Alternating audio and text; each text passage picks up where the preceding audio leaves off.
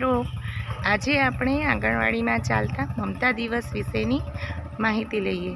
ચાલો આપણે આંગણવાડીમાં ચાલતા મમતા દિવસ વિશે જોઈશું. મમતા દિવસમાં બાળકોને રસી આપવામાં આવે છે તથા સગર્ભા માતાને વજન, ઊંચાઈ અને એમને પણ રસી આપવામાં આવે છે. બાળકોને રસીકરણ કરવામાં આવે છે.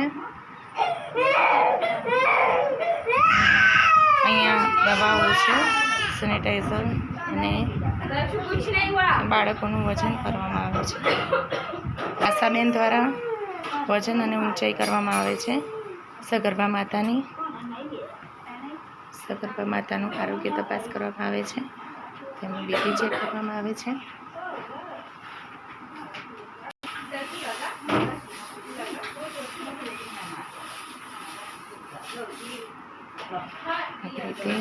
અહીંયા દરેક પ્રકારની તથા મમતા કાર્ડમાં નોંધણી કરવામાં આવે છે.